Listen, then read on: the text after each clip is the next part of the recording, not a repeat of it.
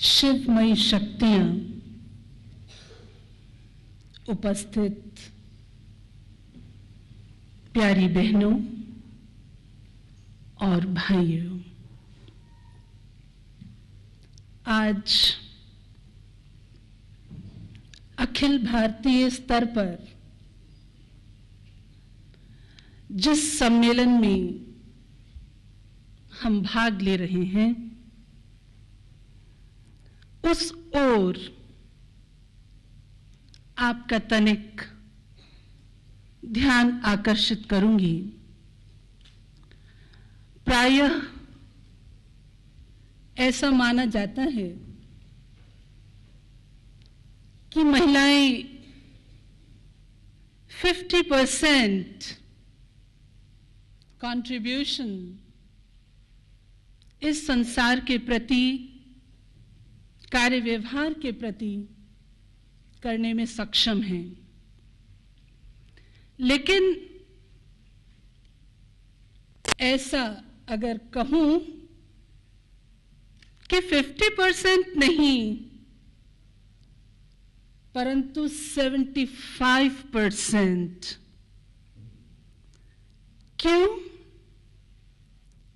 क्योंकि महिलाओं के साथ बच्चे जुड़े हुए हैं।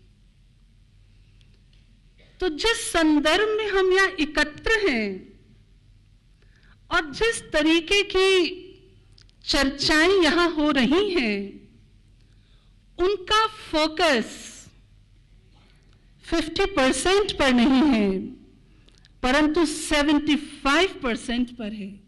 कहिए, आप मेरी इस बात को स्वीकार करते हैं? यस और नो? Yes, thank you.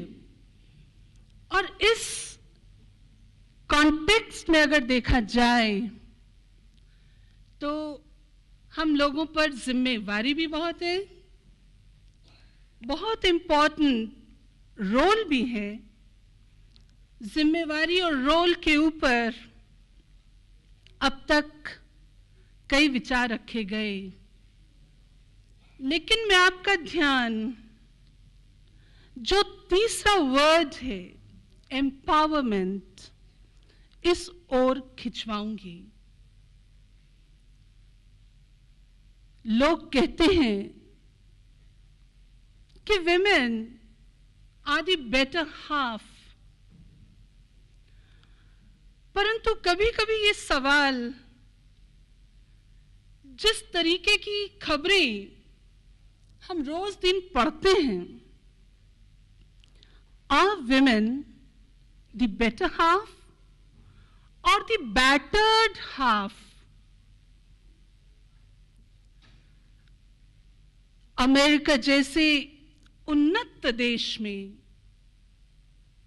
जिसे अपनी मटीरियलिस्टिक एडवांसमेंट पर बहुत नाज, रिसेंटली एक रिपोर्ट पढ़ने को मिली जिसमें बताया कि हर 18 मिनट पर महिला के साथ अत्याचार अमेरिका जैसे देश में है।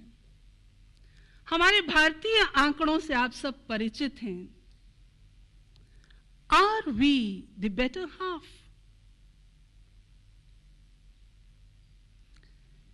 दूसरी बात,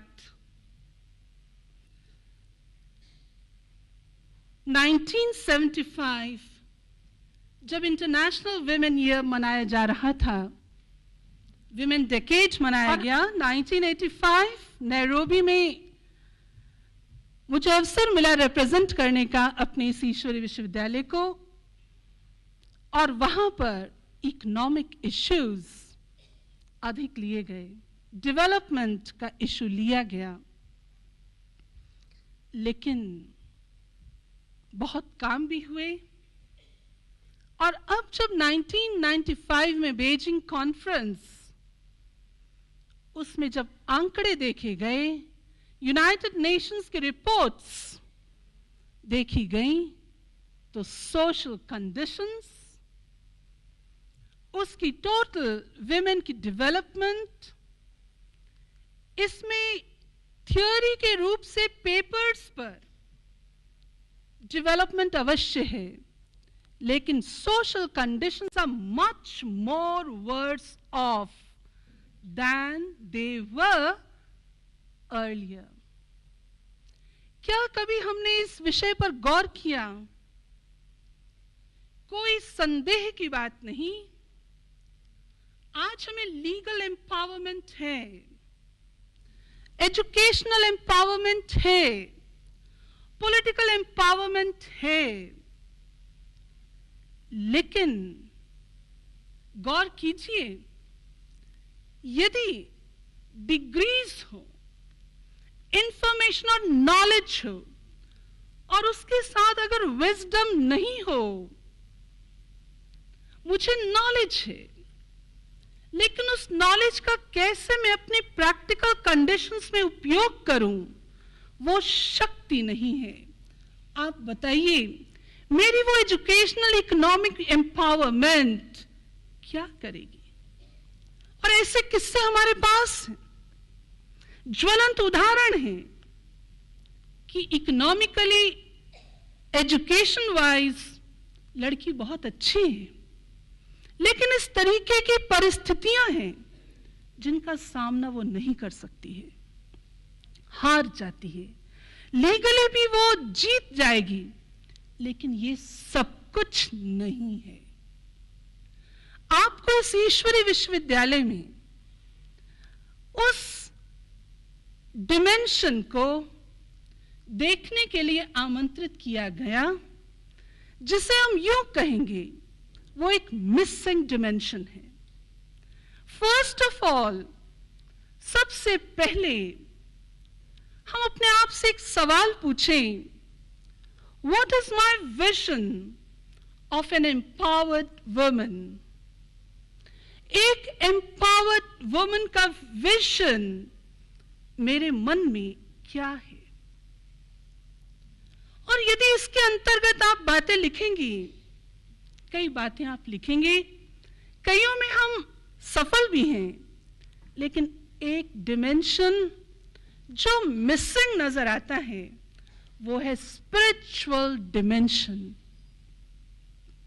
दादी जी ने अपना वक्तव्य इस ही डिमेंशन से आरंभ किया कि जब तक हम अपने आप को ये देह समझते हैं, जब तक हम अपने आप को समझते हैं कि मैं नारी हूं, हम अपने आप को विक्टिमाइज्ड, एक्सप्लॉइटेड, अशक्त, हीन, इंफीरियरिटी कॉम्प्लेक्स वाला समझते हैं।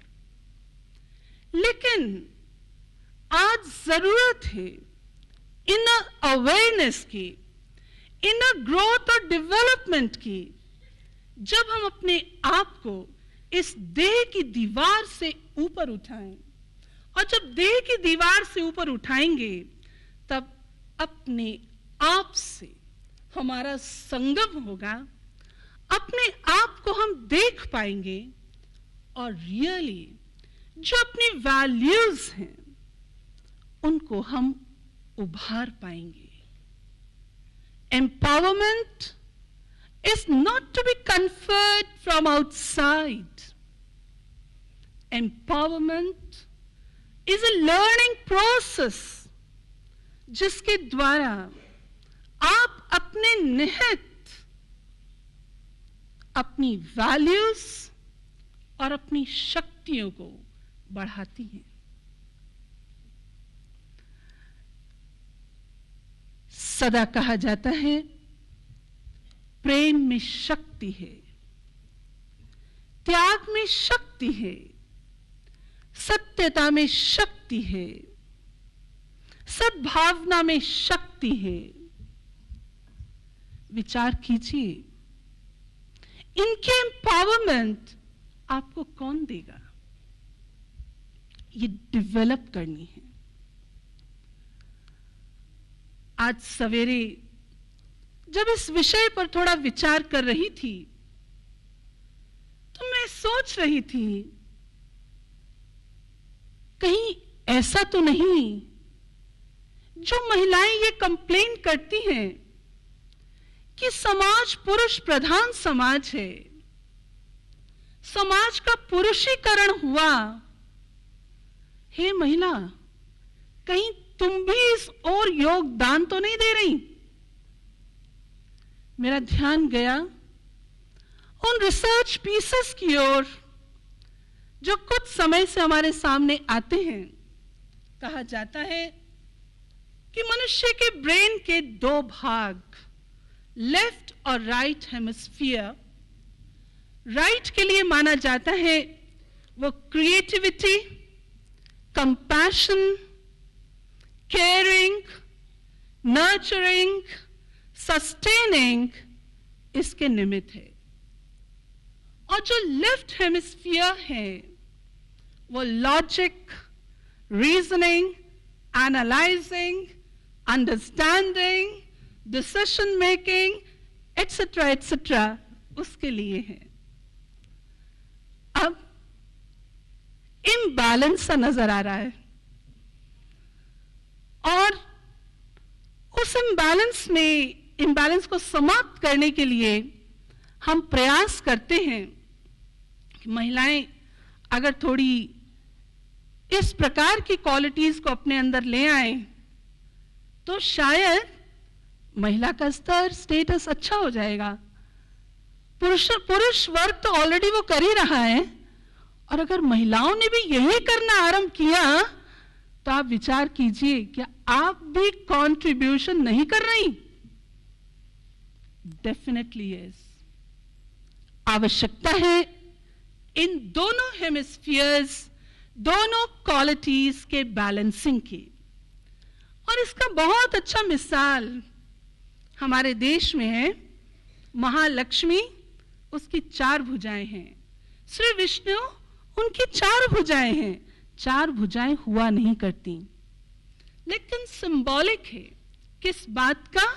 ये दोनों क्वालिटीज जो मास्कुलाइन और फेमिनाइन है, इनकी हम बैलेंसिंग कर सकें। और इसके लिए ये अनिवार्य है कि हम अपने आप को, ये जो मॉर्टल शफल है, इसको हम थोड़ा सा किनारे करें और अपने आप को ऊपर उभारें और तब हम दोनों क्वालिटीज का बैलेंस करते हुए आगे बढ़ सकेंगे और समाज को शक्तिशाली और सुखद बना सकेंगे। नारी शब्द बहुत मीठा है और यहां मैं मौखिक माधुर्य मात्र प्रस्तुत नहीं करना चाहती, लेकिन नारी न प्लस अरी, जिसका कोई अरी नहीं, जिसका कोई शत्रु नहीं। और ये तब संभव है जब हम अपनी इस शफ्ल से ऊपर उठें। और इसके लिए यह भी अनिवार्य है कि जो सर्वशक्तिवान है, शक्तियों को शिवमयी शक्तियां कहा गया, 9 दुर्गा की बात निकली। सरस्वती को आप देखिए, उन्हें इंफॉर्मेशन की देवी नहीं कहा जाता, उन्हें नॉलेज की देवी नहीं कहा जाता, उन्हें विजडम की देवी कहा जाता है। और उसके साथ जो उनकी ड्रेस वाइट, ट्रांसपेरेंसी का प्रतीक है और ट्रांसपेरेंसी का आधार है प्यूरिटी। और साथ ही साथ जो स्वर्ण पर उनकी सवारी है वो निशानी है डिस्क्रिमिनेशन पावर।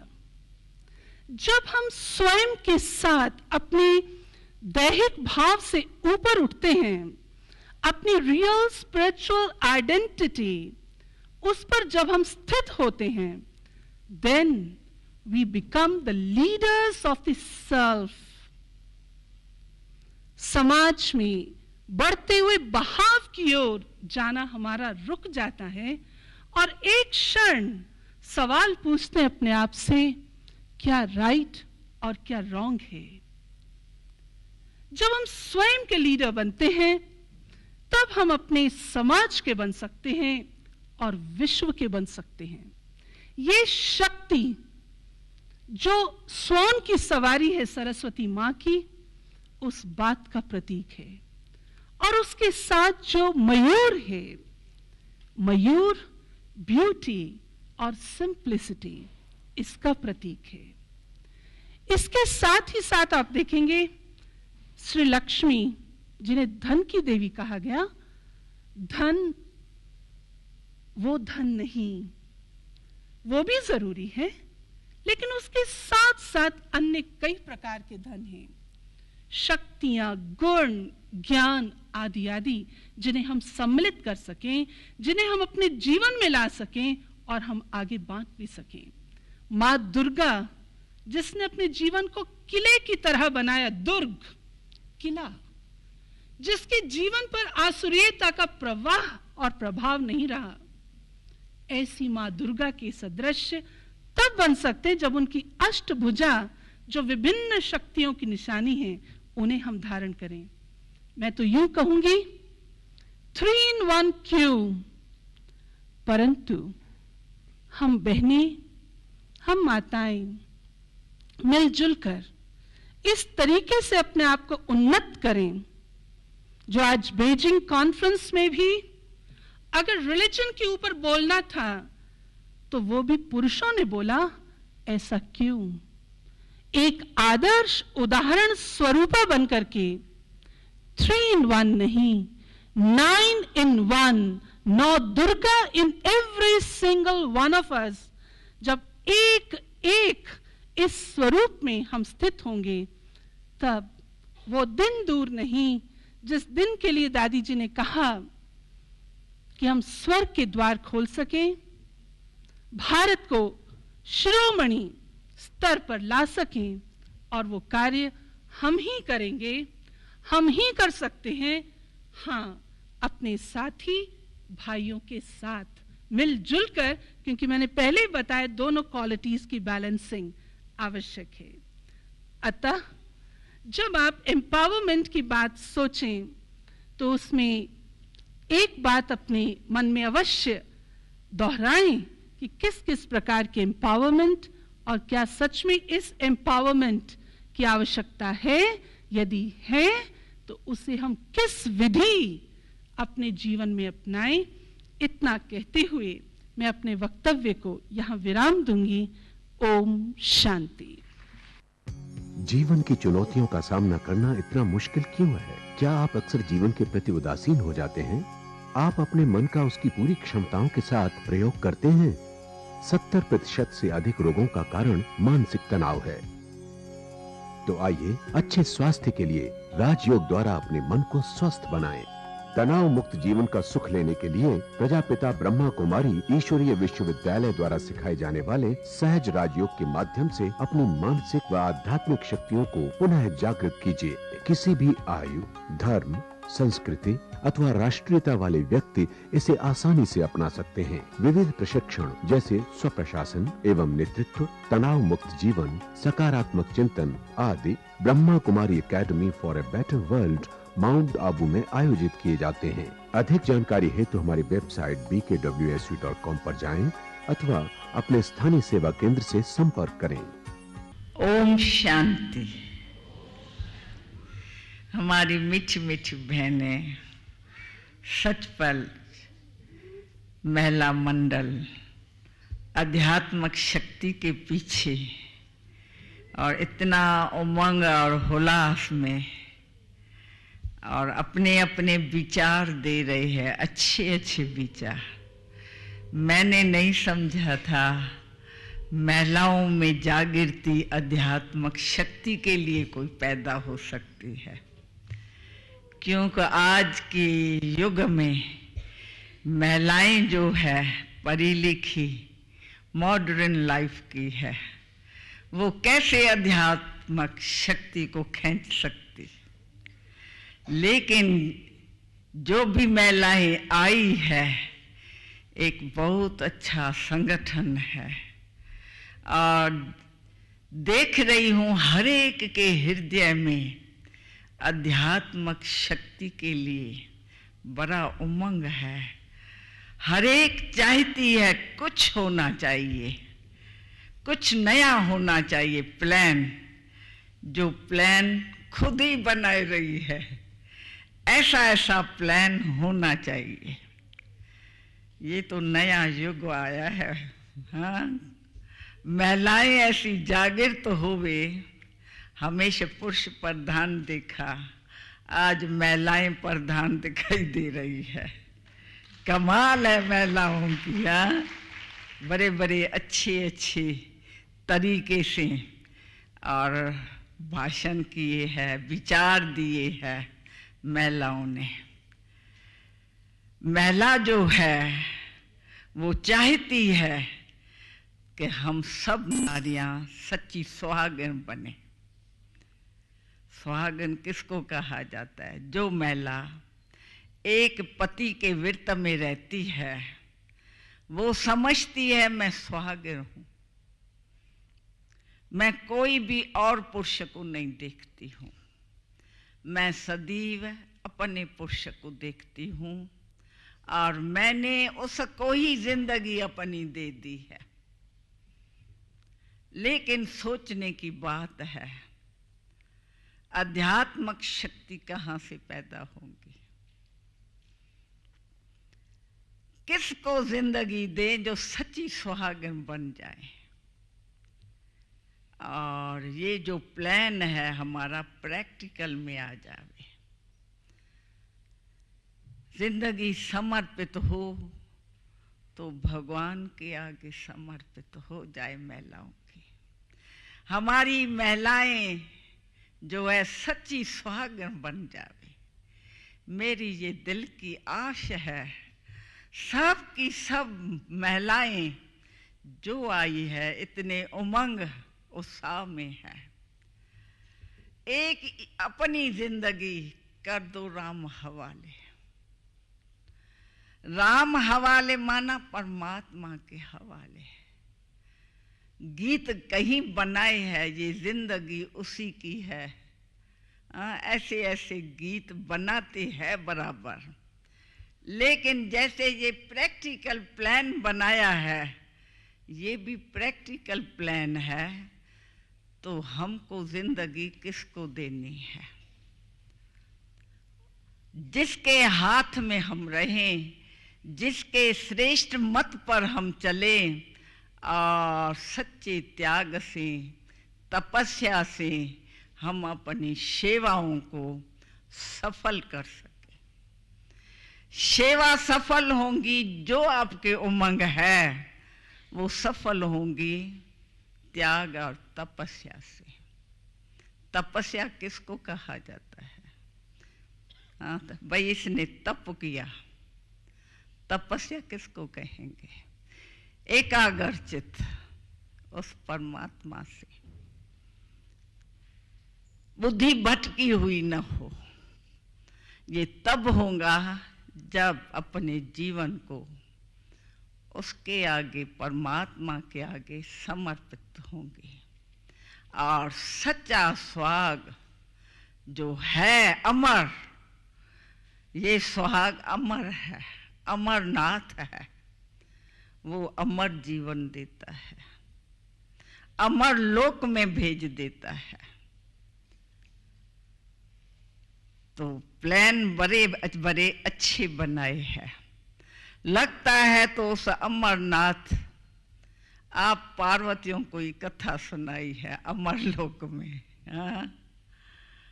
और आप सूक्ष्म में उनकी स्नेही भी हो, उनकी सहयोगी भी हो, तब तो ये आपसे ऐसा प्लान किसने लिखाया? ये ऐसे अच्छी अच्छी बातें आपसे किसने मुंह से बुलवाई? मैं देख रही हूं एक से एक आगे है। कथा सुनाई अमरनाथ और पार्वतियों ने सबने प्लान बड़ा अच्छा बना दिया प्रैक्टिकल लाने के लिए। तो सोचा स्वाग तो ले लिया, सूक्ष्म आपसे सब कराया। करन करावन हार स्वामी करवाता है, उसको पहचाने और गहराई से पहचाने वो क्या करा रहा है, ये नया संसार कैसे पैदा कर रहा है, कैसे एडॉप्ट बच्चों को किया है, कैसे बुलाया है और अपने स्नेह में बहाए दिया है। मैंने कहा देखा कहीं महिलाएं आंखों से आंसू बहाती है प्यार में। एक बांदेली थी, गीत गाते गाते उसने जो आंसू बहाया गाते उस प्रभु प्यार में। ये क्या चीज़ है। उसने बहुत महिलाओं को, दुखी महिलाओं को दुख से छुड़ाया है। कभी वो टाइम आया है प्रैक्टिकल जो दुख से छूटती है, छूटने का टाइम है। सदा शांत सदा सुख का समय है। तो ये आसुरी वृत्तियों को खत्म भी शिव शक्तियों ने किया है।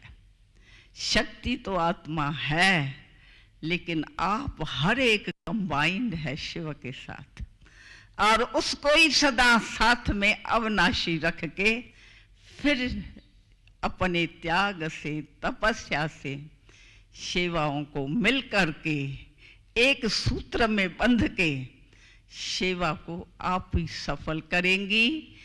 और उसने आपके ऊपर कलश रखा, स्वर्ग का गेट आप खोलेंगी, निमित्त बनेंगी और जय जयकार होंगी। हमको इसमें बहुत खुशी है और ऐसा हम देखते हैं सचमुच उस परमात्मा ने हमको एक परिवार अलौकिक एडॉप्ट करके अपना बना के, स्नेही बना के, सहयोगी बना के इतना बड़ा कार्य माताओं के हाथ में दिया विश्व परिवर्तन का। जो नर्क जाएगा और स्वर्ग आएगा वो माताओं की जवाबदारियों से, वो जवाबदारी रिस्पॉन्सिबिलिटी शिव बाबा ने माताओं के हाथ में सौंपी है। ओम शांति। ओम शांति। ओम शांति।